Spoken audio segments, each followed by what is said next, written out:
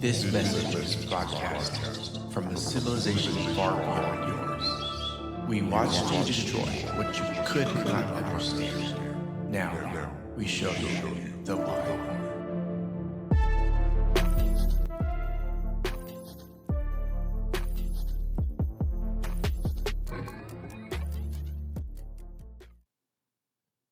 Hey, give that back. That was mine. I had it first. Losers, weepers. Respect my things. It's mine now. I don't understand you. Don't disrespect me. You want to fight? Do we have a problem? I'll kill you. This is what's wrong with you people. Why do we fight? Why do we form tribes and hurt each other? Where does this conflict come from? Before we built cities, before we carved borders, before we had gods, flags, or even languages, we had the earth. And the earth, she was the giver and the first taker. And from her moods came everything we now call culture. Let's get one thing straight. Culture isn't arbitrary. It's not just how we do things. It's the lens or the prism through which we encode and decode all of the social data that we receive. Like a communication device for an intergalactic pioneer that encounters an alien race on a new planet. You humans don't realize that speaking the same language is just the bottom rung of a very complex ladder of social exchange, and that the many more devices through which you communicate than the spoken or written exchange of words. I'll save that for another transmission. Let's unpack the genesis of culture. Culture is a survival strategy, passed from one generation to the next. Every tribe, every custom, every belief system was born from one central truth. How do we survive? Here. On this land, under these skies, with this set of resources. The common thread is how does our culture accommodate the biggest threat to each other? Scarcity. That's why tribalism exists. Not because humans love division, but because we needed cohesion to face the elements. Your ancestors didn't choose their culture. They responded to the terrain beneath their feet, to the climate above their heads, and to the mouths they needed to feed.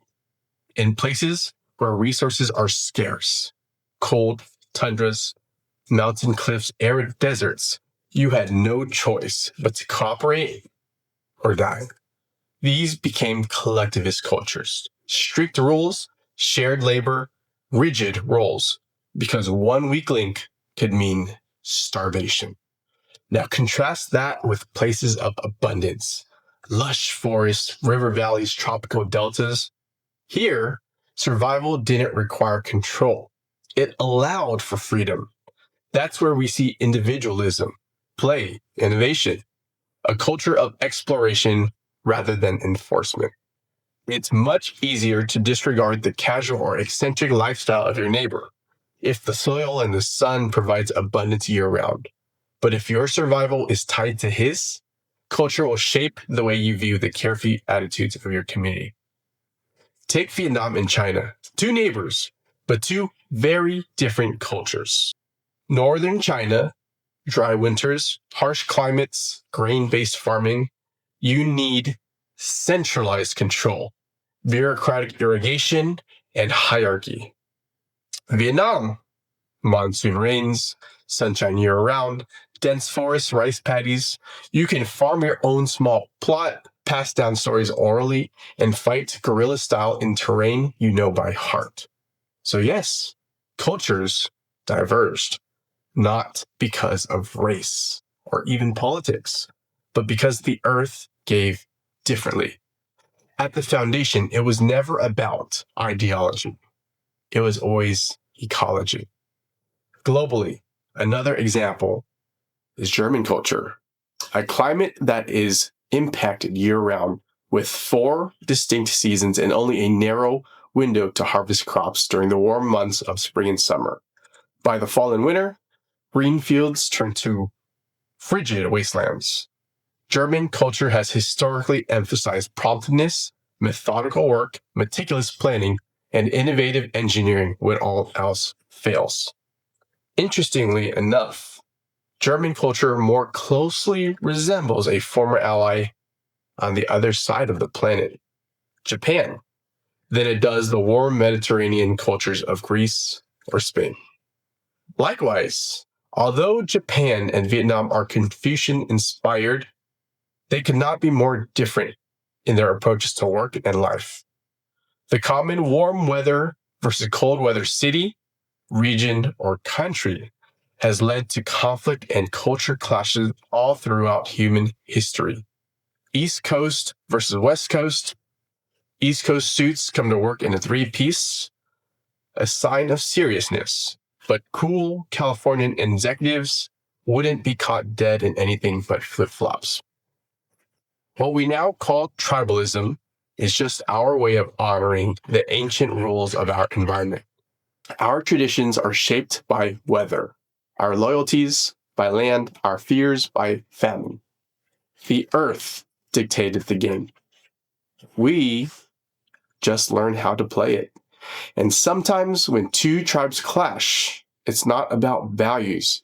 It's about how their ancestors learned to survive, how their ancestors learned to communicate directly, indirectly, how their ancestors learned to allocate resources, how their ancestors learned to show respect.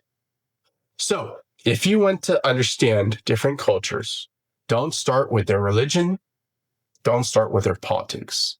Start with their soil, their climate, their scarcity. And remember, the earth is still shaping us, even now.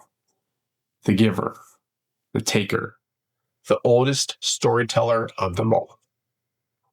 Because our climate is embedded in all of us like DNA. And as the world turns and innovation and technology advances, we start to see some of the beauty when cultures integrate like a melting pot together. But be careful, because obscuring the beauty is a major ugliness that arises, and that will cause all future destruction, despair, and suffering that time is yet to tell. That ugliness is called miscommunication.